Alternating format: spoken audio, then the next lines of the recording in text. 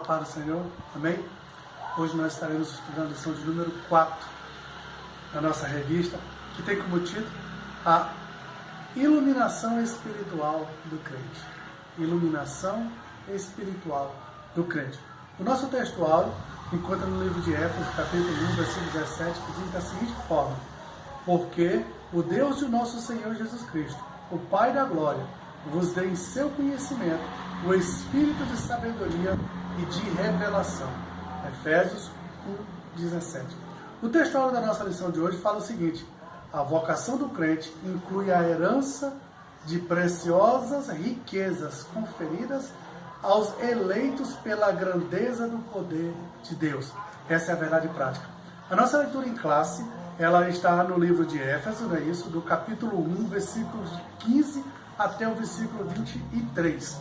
O versículo 15 fala da seguinte forma: pelo que ouvindo eu também a fé que entre vós há no Senhor Jesus, e o vosso amor para com todos os santos, não cesso de dar graças a Deus por vós, lembrando-me de vós nas minhas orações, para que o Deus de nosso Senhor Jesus Cristo, o Pai da glória, vos dê em seu conhecimento o espírito de sabedoria e de revelação.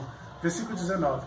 Tendo iluminado os olhos do vosso entendimento, para que saibais qual seja a esperança da vossa vocação, da sua vocação, e quais as riquezas da glória da herança dos santos. 19. E qual a sobreexcelente grandeza do seu poder sobre nós, os que cremos segundo a operação da força do seu poder, que manifestou em Cristo, ressuscitado dos mortos e pondo-o à sua direita nos céus. 21. Acima de todo principado e poder e potestade e domínio e de todo nome que se nomeia, não só neste século, mas também no vindouro. E o penúltimo diz o seguinte, 22. Sujeito todas as coisas a seus pés e, sobre todas as coisas, o constituiu como cabeça da igreja. O último versículo, que é o seu corpo,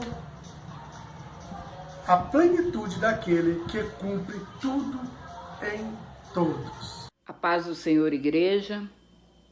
Gratos a Deus por esse domingo abençoado que o Senhor tem nos concedido, para a oportunidade de estarmos aqui meditando na palavra do Senhor. Hoje nós vamos estar falando sobre a iluminação espiritual do crente. O que é iluminação, minha igreja? Iluminação é quando você olha, que tem um lugar que está todo escuro, aí de repente você vê que liga uma luz e aí iluminou. O que é iluminação?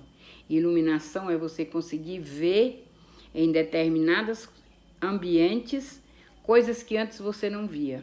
Então a iluminação do crente nos leva na síntese a isso, a sermos pelo Espírito Santo de Deus iluminados e ver coisas que antes nós não víamos, ou seja, de compreender e agradecer por coisa que antes nós não víamos. O texto áureo diz: para que Deus de nosso Senhor Jesus Cristo, Pai da glória, nos dê em seu conhecimento o espírito de sabedoria e revelação. Efésios, capítulo 1, versículo 17. O espírito de sabedoria e de revelação. Revelar à igreja algo que no decorrer dessa lição o apóstolo Paulo vai nos falar daquilo que o Espírito Santo de Deus vai nos revelando como eleitos em Cristo Jesus. A vocação do crente inclui a herança de preciosas riquezas conferida aos eleitos pela grandeza do poder de Deus. Pela grandeza do poder de Deus. Olha que coisa mais linda. A nossa leitura, ela está em Efésios, capítulo 1, o versículo 15 ao 23. Faça essa leitura na sua casa, é um pouquinho de tempo, você lê, né, para que a gente esteja só tirando as nossas dúvidas, porque o tempo realmente é muito pouco. Os nossos objetivos específicos dessa semana são destacar a vocação e as riquezas da glória, inclusas na herança divina. Nós falamos semana passada sobre eleição e predestinação. E essa semana nós vamos estar falando das riquezas que são inclusas, ou seja, estão incluídas na herança para você que é um dos eleitos em Cristo Jesus. Salientar a grandiosidade do poder divino que opera em favor dos crentes. Olha que coisa linda. Só isso aqui, essa palavra, esse objetivo, já muda seu dia hoje. Por quê? Salientar a grandiosidade do poder divino que opera em favor dos crentes. Que opera em favor dos crentes. Opera em favor de você que é eleito em Cristo Jesus. Expressar o exemplo de exaltação em Cristo. Exaltado acima de tudo. Acima do bem, acima do mal, Cristo Jesus está exaltado. Na nossa interação com o professor aqui, tem algo muito interessante, que diz assim: uma vez salvos, somos vocacionados para a santidade, o serviço e a participação gloriosa no porvir. Uma vez salvos, desfrutamos das riquezas da glória divina, experimentando o perdão dos pecados, a adoção de filhos e as bênçãos a ser desfrutadas no porvir. Olha para você ver. Quando Jesus disse que Ele nos chamou para que nós tivéssemos vida e vida com abundância, aqui o Senhor tem algo para nós. Isaías diz: se quiserdes e me ouvirdes, comereis o melhor dessa terra. Tá bem. Tá muito bom, porque isso aí já é algo que o Senhor nos dá para sermos obedientes aqui. Mas Ele ainda tem para nós. Além do perdão dos pecados, a adoção de filho, Ele ainda tem bênção que vai ser desfrutada no porvir. Ou seja, nós ainda temos bênção que nós não conhecemos. Ou seja, parte da nossa herança que nós não conhecemos ainda, que nós não sabemos o que é. De tão glorioso nós não sabemos o que é. Aqui na introdução, o apóstolo Paulo, ele diz o seguinte, que ele inicia uma longa sentença dividida em ação de graças, oração intercessória, confissão de louvor e exaltação. Somos exortados a louvar ao Senhor pela nossa eleição, a buscar a iluminação do Espírito para compreender a dimensão da nossa chamada e herança. Nós somos exortados, ou seja, chamados a compreender, a pedir o Espírito Santo de Deus que venha nos iluminar. Iluminar é o quê? Iluminar é, de repente, você está no escuro, você está procurando alguma coisa e você não encontra. No escuro, dificilmente. Se a gente está procurando um copo, você passa a mão, você pode até derrubar ele, mas você dificilmente vai encontrar. Agora, quando se fala dessa iluminação pelo Espírito Santo, abrange-se, deixa-se um espaço, algo ali que você vai procurar, você vai encontrar. Ou seja, o que o apóstolo Paulo diz que nós vamos encontrar quando nós pedirmos para ser iluminado, compreender a chamada, a nossa chamada e a herança divina. O que é herança, igreja? Herança nós conhecemos como aquilo que nós deixamos para as nossas gerações futuras, né? Aquilo que nós construímos aqui, né? De repente eu tenho uma casa, eu tenho uma fazenda, e quando eu partir, eu vou deixar para os meus herdeiros. Você tem uma herança, glória a Jesus. Mas essa herança sua, como eleito em Cristo Jesus, ela ultrapassa tudo aquilo que você imagina. Porque ela está guardada. O apóstolo Paulo, ele diz que o galardão dele está guardado com aquele que é o justo galardoador. Tem herança que o povo briga, se engalfinha para pegar alguma coisinha. O nosso não depende de nós, depende de nós guardarmos a coroa que o Senhor tem nos dado, a nossa salvação, que nós temos a nossa herança guardada. Em Cristo Jesus, nós temos uma herança guardada. Então, para que é que o apóstolo Paulo aqui, quando ele disse a iluminação espiritual do crente, ele está dizendo que nós precisamos que o Espírito Santo de Deus nos ilumine, para que a gente venha ver. Ao contrário de um ambiente escuro, você vem aqui ver tudo aquilo que está preparado para você. A esperança da vocação e as riquezas da glória. O apóstolo ensina que os salvos precisam ser iluminados para compreenderes quais são as esperanças da vocação e as riquezas da sua glória. Com ação de graças e intercessão, o apóstolo se alegra em dar graça a Deus pela vida dos eleitos. Olha, o apóstolo Paulo, ele fica muito feliz em agradecer a Deus, dar graça e agradecer pela vida daqueles que são eleitos. Eu sempre dou graças. Isso é obrigação de todos nós, minha, sua, de todo pastor, de dar graças a Deus por aqueles que são eleitos e estão sob a nossa responsabilidade. Outra coisa que o apóstolo Paulo ele faz é por todas as bênçãos espirituais recebidas, tais como a eleição, a predestinação, a filiação, o dom do Espírito Santo. Ele intercede também por todos aqueles leitores para que Deus dê o espírito de sabedoria e de revelação. Que leitores são esses, igreja? Aqueles que vão ler essa epístola aqui aos Efésios. O apóstolo Paulo pede para que o Senhor dê sabedoria, dê entendimento, para que o Senhor possa dar a cada um deles o entendimento de tudo que ele está falando nessa epístola. Então, voltando mais uma vez, você precisa pedir a Deus, antes de qualquer coisa que você vai fazer, você precisa pedir a Deus a iluminação do Senhor para que você possa encontrar aquilo que você é seu direito, aquilo que você está procurando. E ele coloca aqui ainda antes, o comentarista na nossa revista, para perceber a glória dessas boas novas sem ser ensinado por Deus. Ninguém vai conseguir perceber essas boas, as coisas que nós temos direito, se ele não for ensinado. Ensinado por quem? Ensinado por Deus. Você pode ir na igreja 200 anos, mas se você não pedir ao Senhor, que o Senhor te oriente, que o Senhor te ensine, você dificilmente você vai conseguir entender tudo aquilo que Deus tem para você. Aqui em 2 Coríntios, no capítulo 2, o versículo 14 e o versículo de número 15, eu coloquei aqui para a gente ler.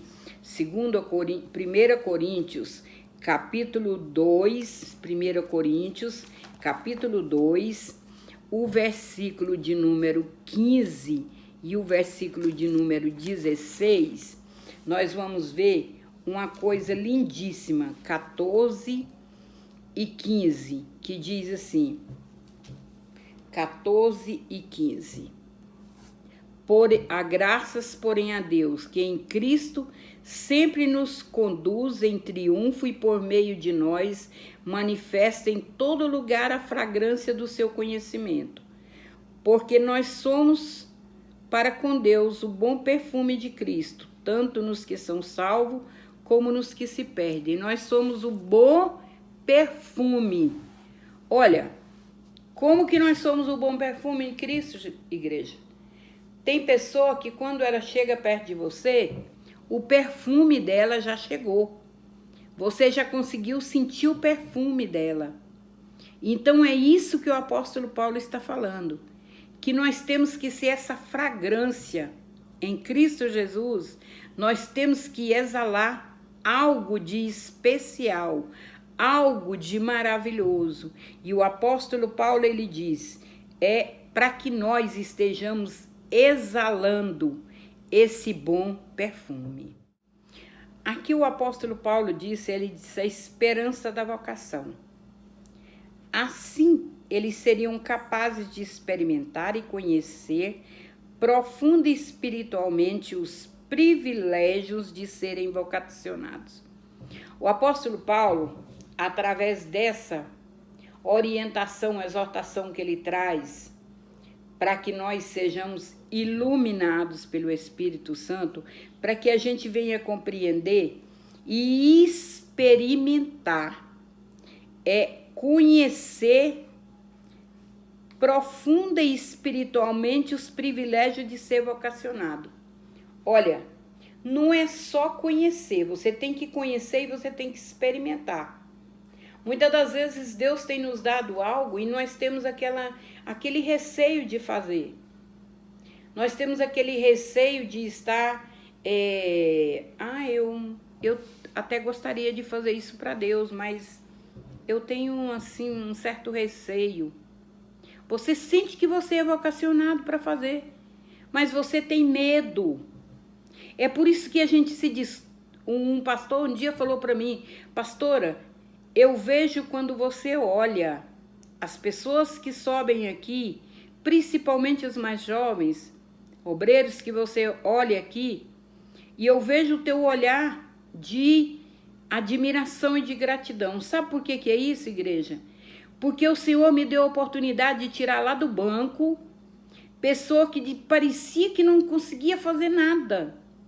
E no dia que o Senhor iluminou, esclareceu, aquela pessoa deslanchou. Aquela pessoa deslanchou na obra do Senhor. Por quê? Porque ela foi iluminada a partir do momento que ela começou a trabalhar, ela começou a orar, ela começou a falar com Deus. Ela deslanchou.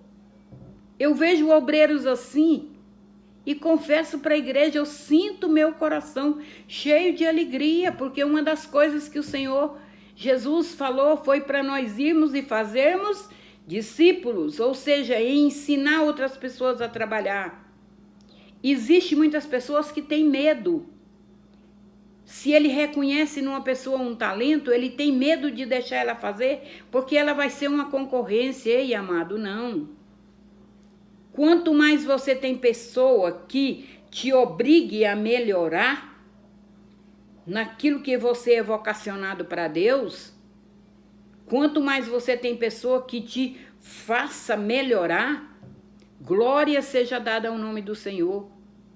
Quer ver você ficar esperto e você querer correr atrás e procurar mesmo ser iluminado? É quando você descobre que você vai pregar e você chega e você olha para trás, ou você vai dar um estudo e você descobre que lá atrás está quem? Está aquele irmão que há muito tempo te ensinava. E aí, meu irmão, tu se aperta porque você sabe que você tem que melhorar. É isso que o apóstolo Paulo está falando, para nós experimentar o quão bom e o quão é o privilégio de nós sermos iluminados pela vocação que nós temos como eleito em Cristo Jesus. Trabalhar para Cristo, igreja. Tem gente que diz, eu estou fazendo para Deus por misericórdia. Por misericórdia você foi salvo em Cristo Jesus. Trabalhar é obrigação.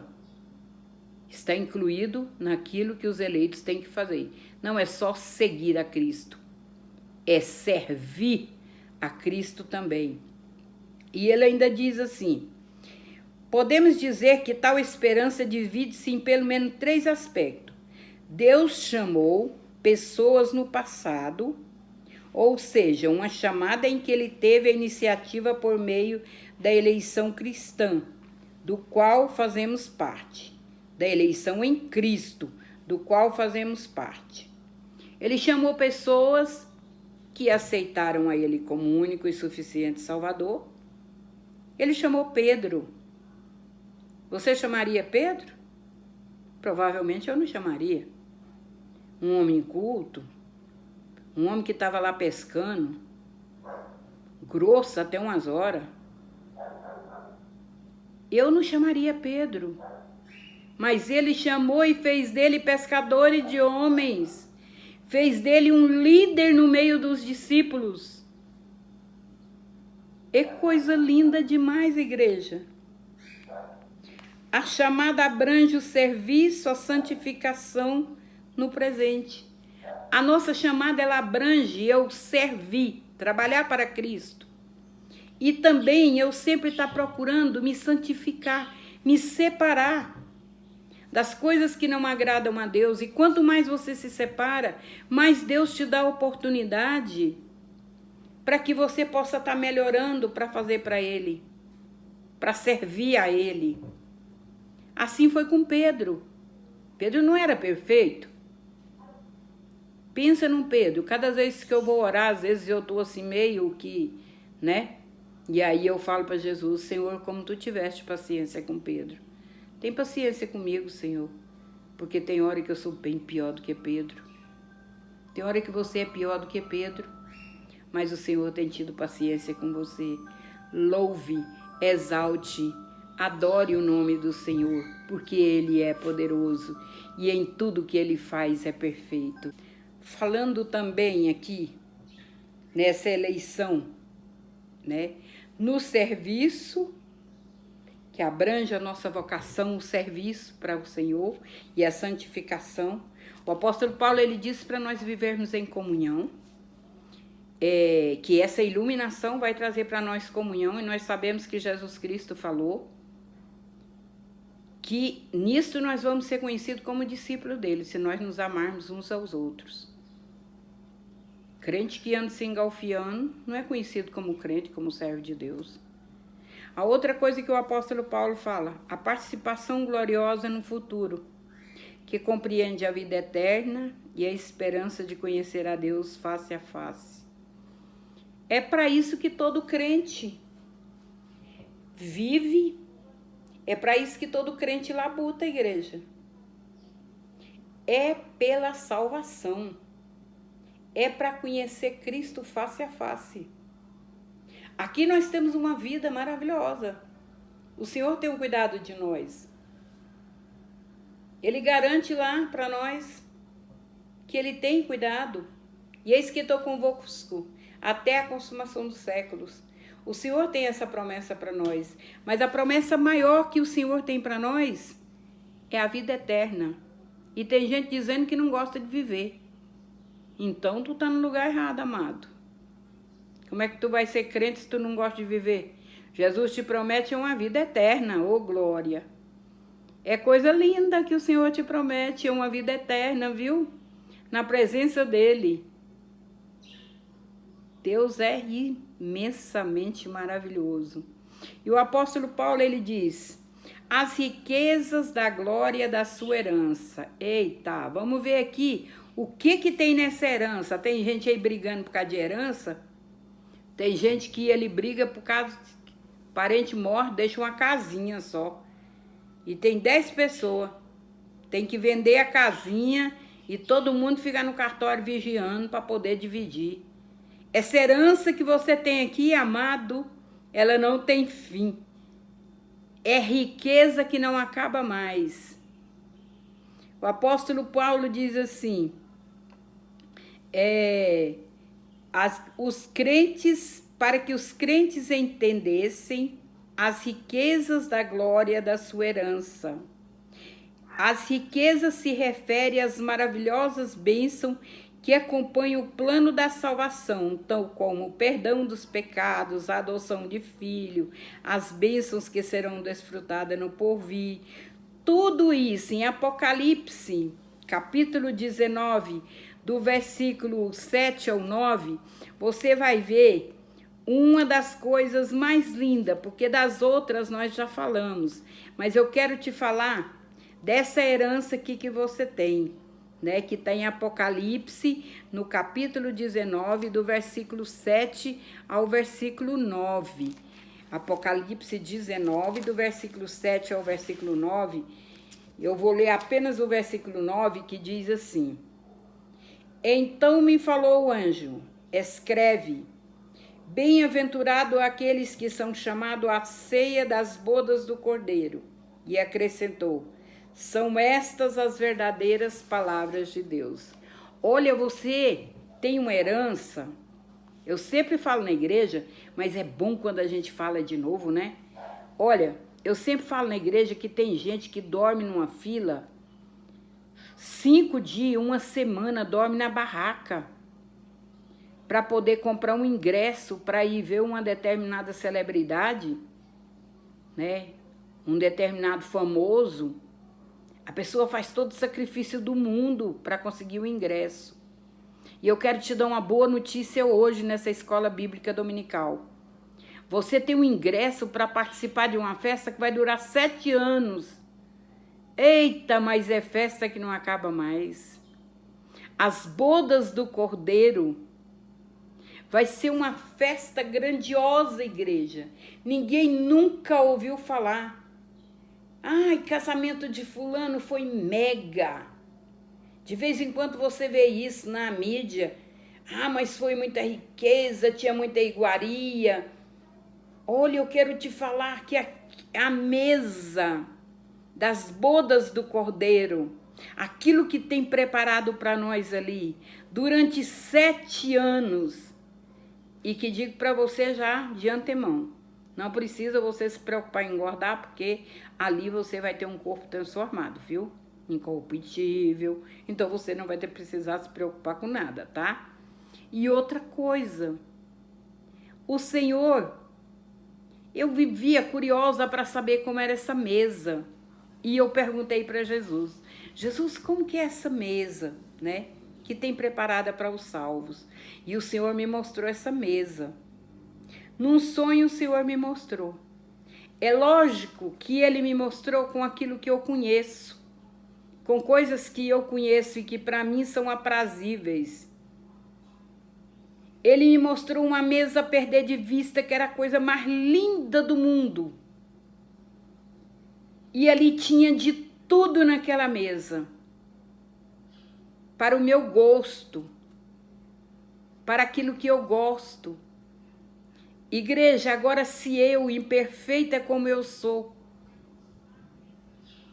Deus preparou tantas coisas ali que iriam me agradar.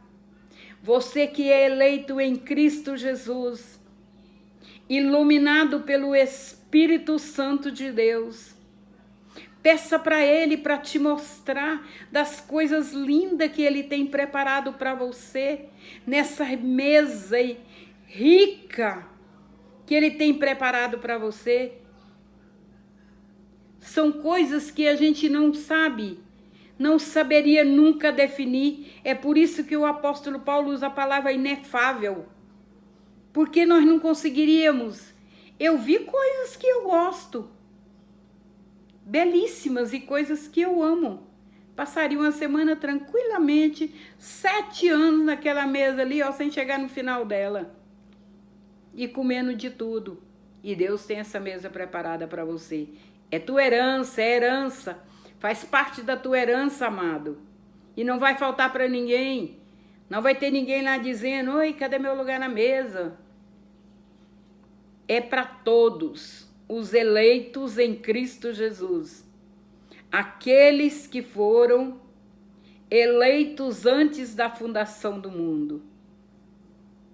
É por isso que você tem que louvar e adorar e fazer como o apóstolo Paulo disse.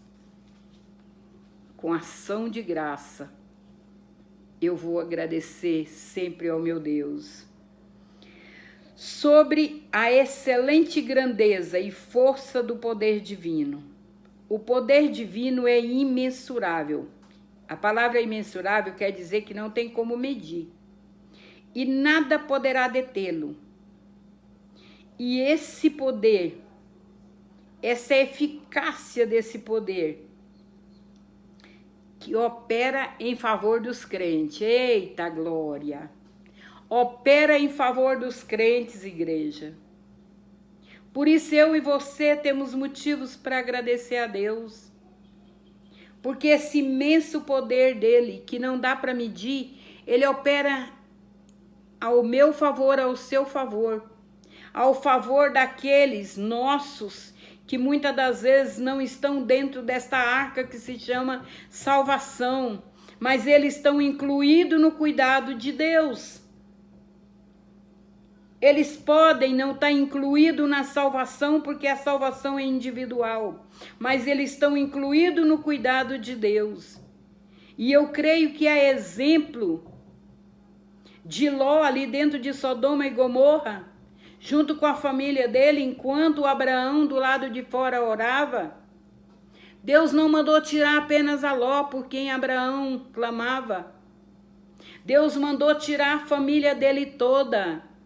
Vamos crer, igreja, que enquanto tudo que está acontecendo hoje no mundo, todas essa situação de princípio de dores que nós estamos passando, vamos crer no Deus de Abraão, aquele que antes que chovesse fogo e enxofre, enviou os anjos dele e pegando pela mão, tirou toda a família de Ló.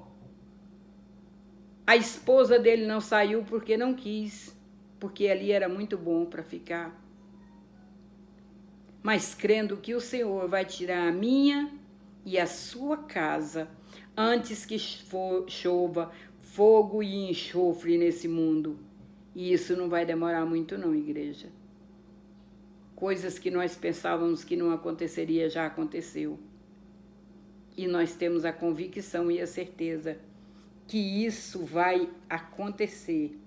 Segundo aos Coríntios 4:7, segundo aos Coríntios 4:7, a palavra do Senhor nos traz uma palavra maravilhosa. Eu vou estar lendo, eu marquei alguns versículos para a gente estar lendo, segundo aos Coríntios 4:7, e você já vai louvando, exaltando ao nome santo do Senhor, já vai agradecendo a Deus, porque Ele é poderoso em tudo, para estar cuidando das nossas necessidades, para estar cuidando das nossas aflições. Quem é que não tem passado por aflição? Quem é que não tem passado nesses últimos dias por angústia? Quem que não tem passado, igreja, por momentos de dificuldade? Mas o Senhor em tudo, o Senhor tem cuidado da nossa casa, o Senhor tem cuidado da nossa família. Em tudo o Senhor tem a cada dia nos sustentado com a mão poderosa dele. 2 Coríntios, desculpe, não é primeiro, é 2 Coríntios 4:7. Teremos, porém, este tesouro em vaso de barro, para que a excelência do poder seja de Deus e não de nós. Sabe por que aqui o apóstolo Paulo diz que esse tesouro, ele tem que ser, nós temos que pensar nele como guardado em vaso de barro? Porque, irmão, tu é imperfeito. Tu é imperfeito.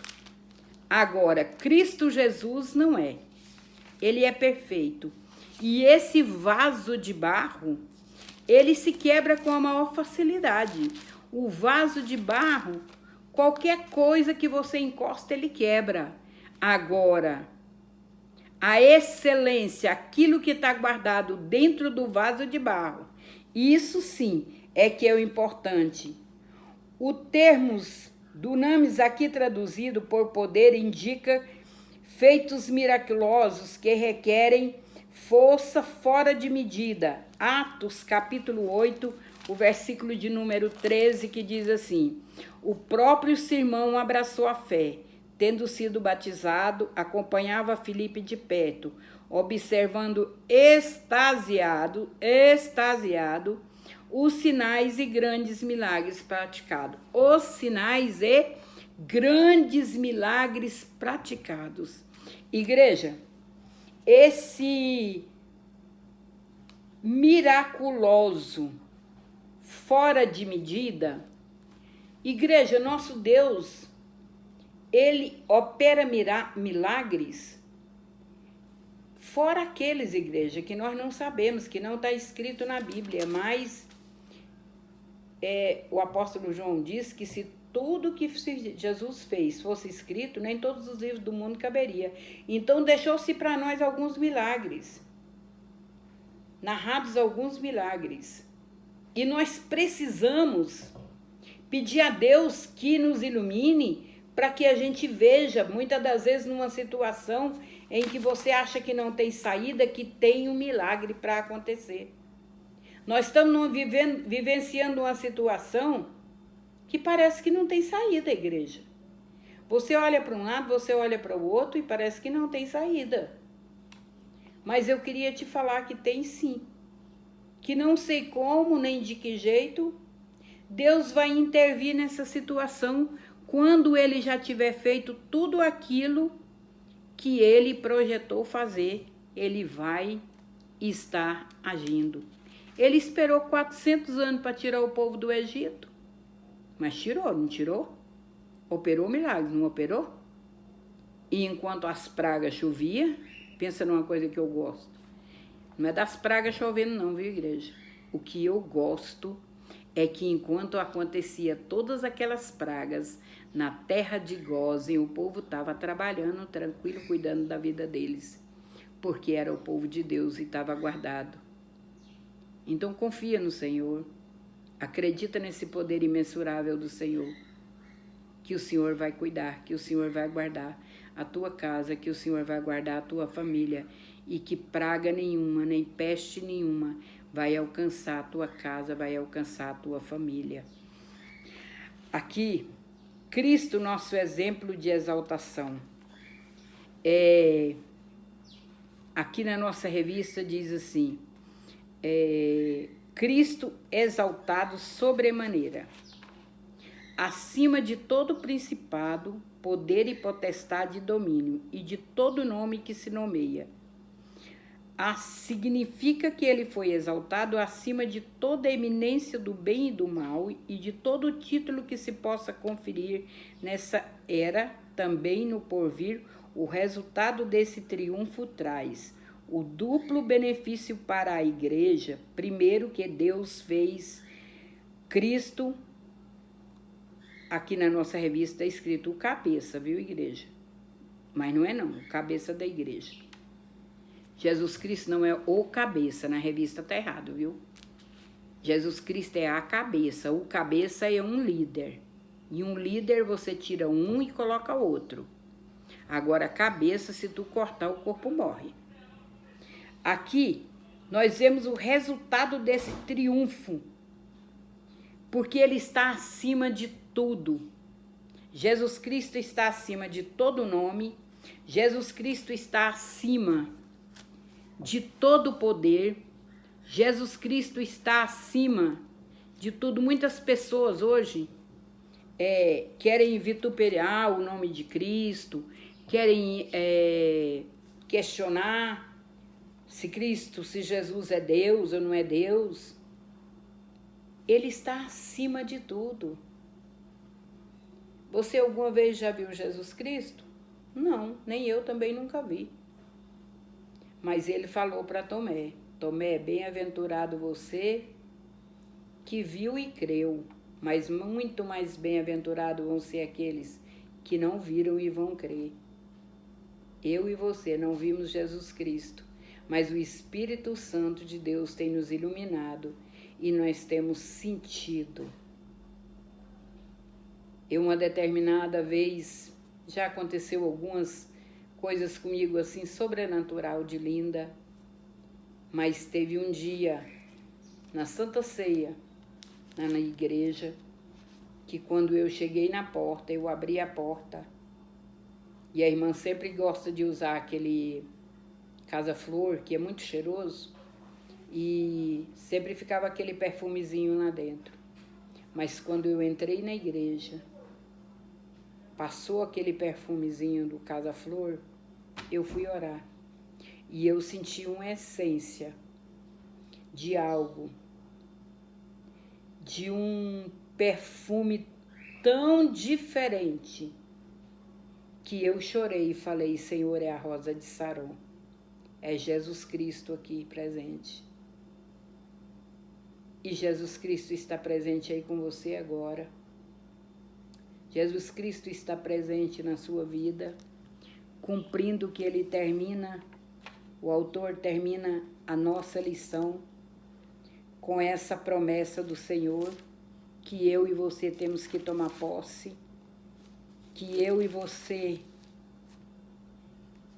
temos que todo dia